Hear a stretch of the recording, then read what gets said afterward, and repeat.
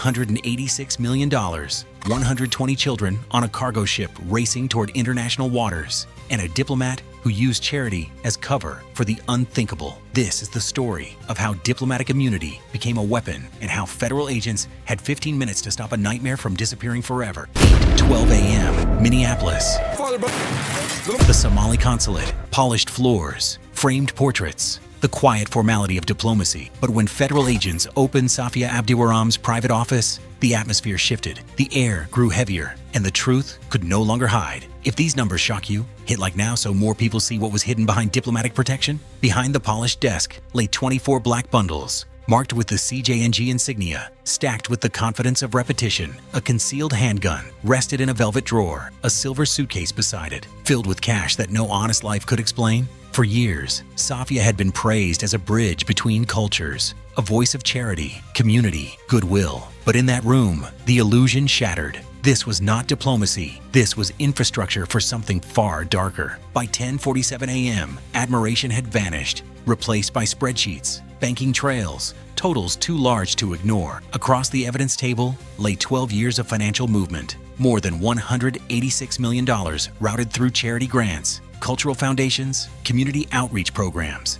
that existed only on paper. What appeared generous in public now revealed a second life, one carefully engineered in silence. 37 shell organizations, over 420 wire transfers disguised as support funding, funds drifting across 5 states and 3 countries, converging into the same hidden accounts used to move both human transfers and narcotic shipments through protected diplomatic channels.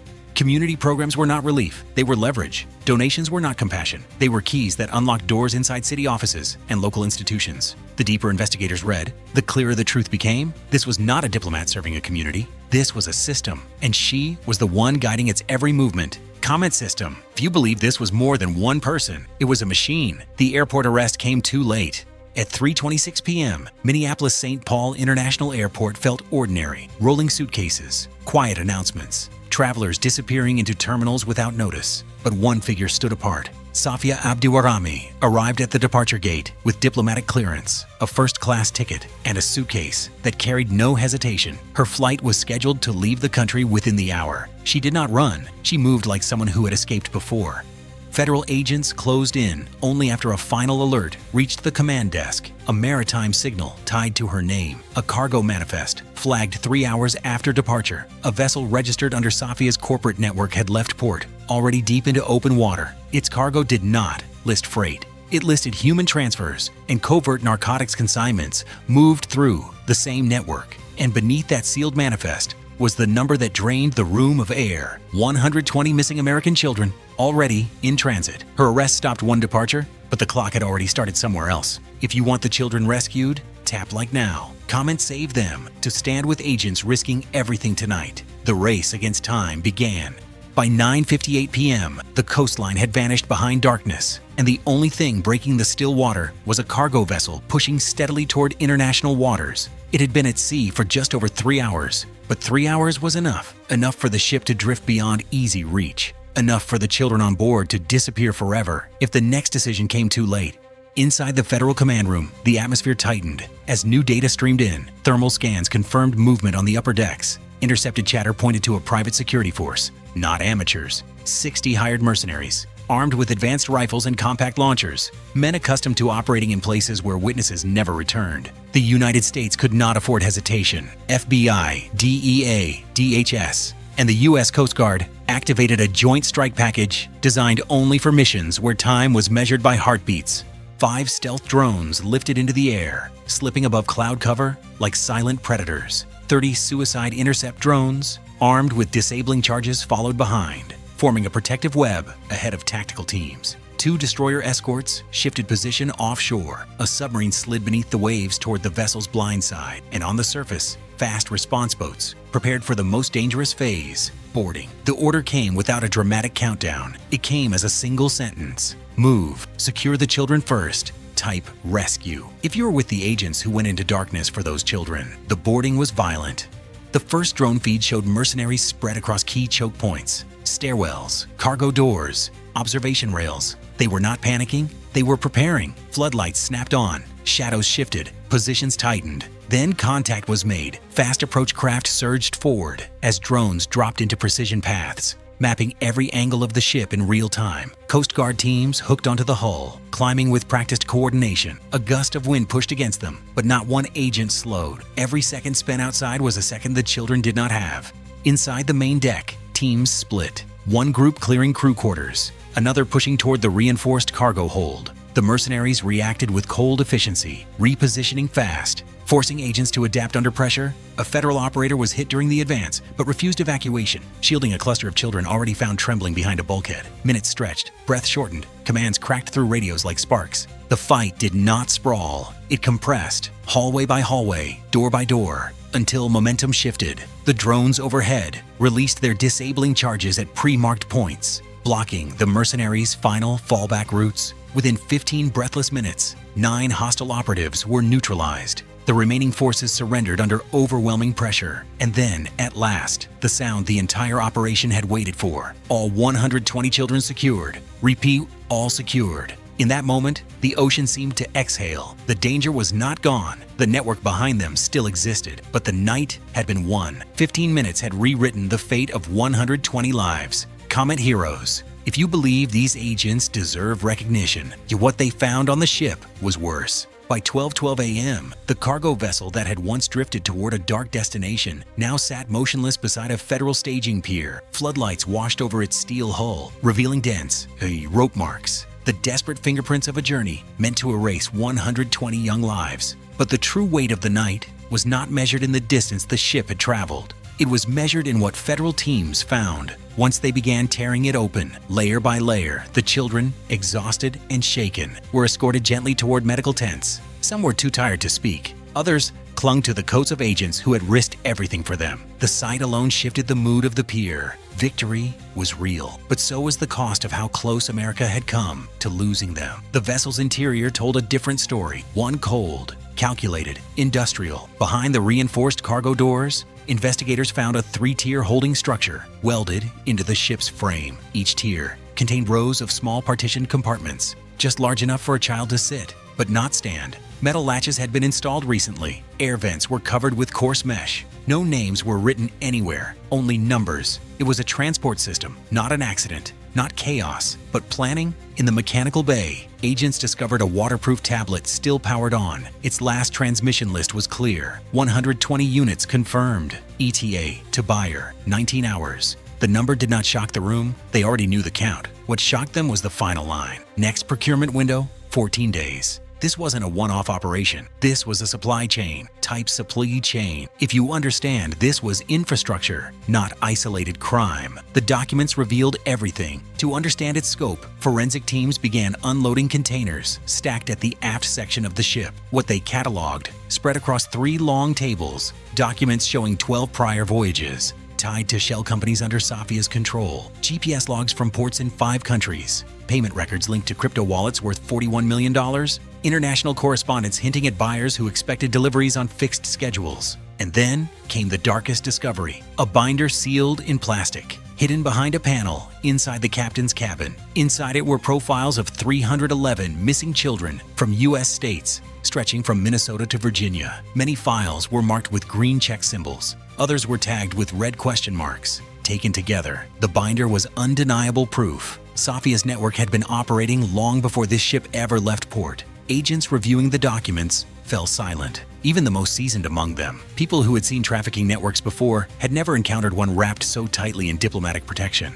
Safia had not just opened doors for criminals. She had built corridors where no questions could legally be asked. On deck, the children were finally boarded onto Coast Guard transport units, wrapped in blankets, shielded from the flashing lights, cared for with a gentleness starkly different from the brutality they had survived. Each child represented a life pulled back from the edge, a life the federal team refused to abandon. And as the last one was carried off the ship, an agent murmured words that carried across the pier. This wasn't a rescue. This was a prevention of something unthinkable. The ship was secured. The children were safe, but the investigation was only beginning. Comment investigation if you want to know how deep this network really went. The paper trail exposed a city, By 6:40 a.m., long after the rescued children had been transported to safety and the cargo ship sealed under federal authority, the investigation shifted from the ocean to a different kind of battlefield. The paper battlefield. In a fortified federal operations center, analysts, financial agents,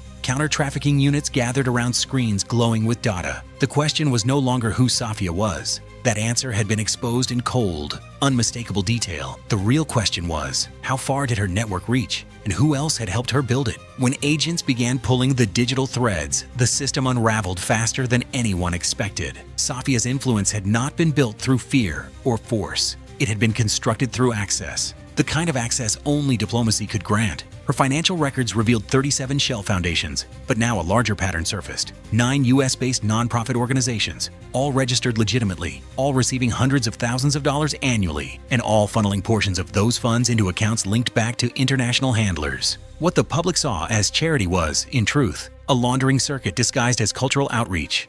The numbers grew heavier. Over $186 million had flowed quietly through these fronts over a 12-year period. But it was the timeline that stunned investigators most. Each surge in funding matched disappearances reported across various states. Not perfectly, not obviously, but consistently enough that no one in the room could call it coincidence. From there, the web widened. City records showed Safia attending more than 240 closed-door meetings with local officials, community leaders, administrative directors. The agenda notes often looked harmless. Partnership development, resource allocation, support for vulnerable youth. But paired with the financial trail, it was clear these meetings were transactional, an exchange of goodwill for silence. And then came the darkest revelation. Inside a seized laptop from Safia's office, agents uncovered correspondence written in plain, neutral language, phrasing that sounded like logistics planning, not criminal coordination. But once decoded, each message referred to the movement of assets, inventory, or units. The timestamps aligned with trafficking events across 5 countries. Some messages were sent mere minutes before ships departed or children vanished. Safia had not simply participated in the system, she had orchestrated it. Her diplomatic status gave her protection. Her charitable persona gave her credibility. Her network gave her power. And that power reached into corners no one expected, including the very institutions meant to protect the vulnerable. Federal investigators quickly realized they were not confronting a lone operator, but an embedded machine. One memo from an FBI financial analyst summarized the reality in words that chilled the entire task force. Remove her, and the network bends. Remove the network, and the city shakes. Type embedded. If you see how deep corruption can hide in plain sight, the city began to crack.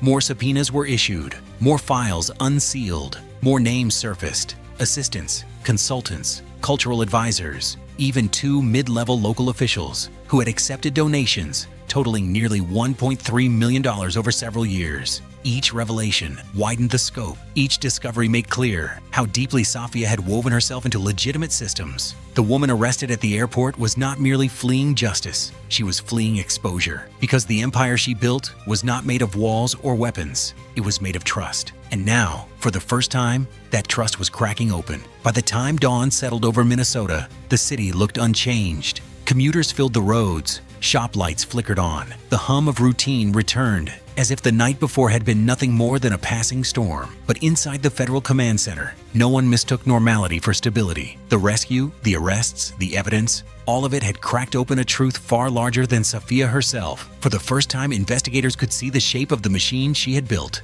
And for the first time, they understood how long it had existed in plain sight.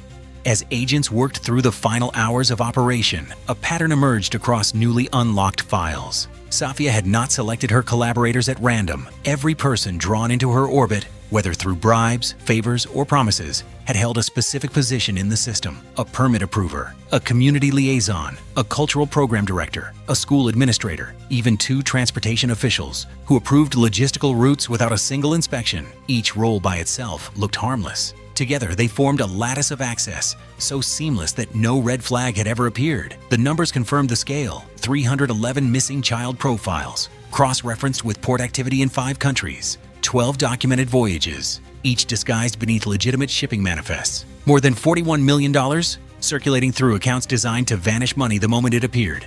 And beneath all of that, a structure carefully built to survive, even if one piece was removed. But the strike on the cargo ship had done more than rescue 120 children. It had destabilized the entire network. Comment destabilized if you believe one strike can shatter years of silence. The city began to speak. By mid-morning, tip lines surged. Former associates stepped forward, quietly at first, then openly. Bank officers reported suspicious transfers they once dismissed as charity. A former assistant provided details of closed-door meetings Safia had insisted on attending alone. A local official confessed that he had never understood the true purpose behind the emergency youth relocation funds she pressured him to approve. The city, once silent, had begun to speak, and as voices rose, one truth became unavoidable. Safia Abdiwarami had not merely manipulated the system, she had relied on its blind spots. The places where trust was assumed, documents were waved through, and titles carried more weight than scrutiny. Her arrest did not collapse the world she built, but it exposed its skeleton,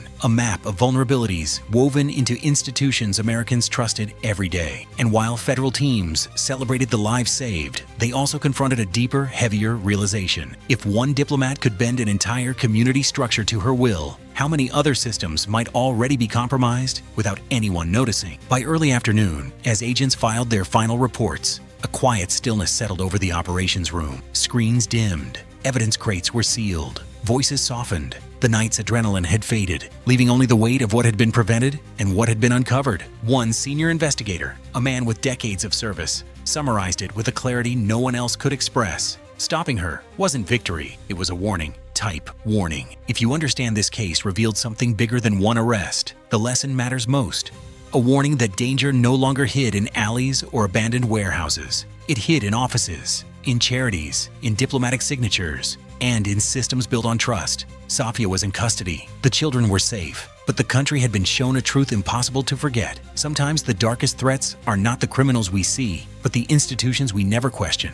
What happened in this case was not just a criminal investigation, it was a strategic rupture, a moment where a hidden system collided head-on with accountability. This operation did not simply rescue 120 children, it exposed a vulnerability that had existed inside institutions people trusted for years. Diplomacy, charity, community leadership, titles that should have protected the innocent were instead weaponized to shield an empire operating in silence. And that is where the real consequence lies. Because networks like this do not survive through violence alone. They survive through trust, reputation, and unchecked authority. They grow in places where documents are approved without question, where signatures carry more weight than scrutiny, and where influence is mistaken for virtue. The greatest lesson from this case is not about one woman, one ship, or one night at sea. It is about how easily a system can be bent when no one believes it can be. Strategically, the strike against this network did more than stop a single operation. It disrupted financial pipelines. It exposed shell organizations. It forced multiple agencies across multiple states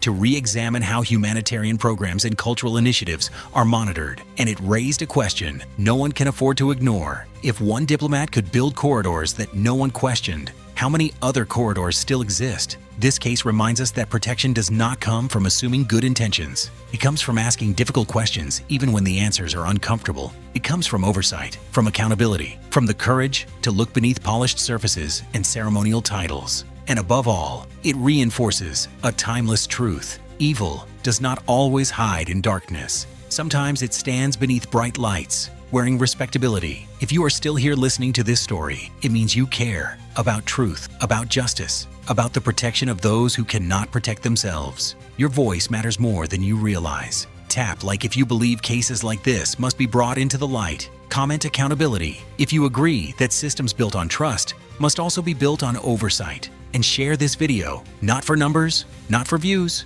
but so more people understand how deeply these networks operate and how critical it is that we never look away. Because tonight was not just a rescue, it was a warning. And the more people who hear it, the harder it becomes for a system like this to ever hide again.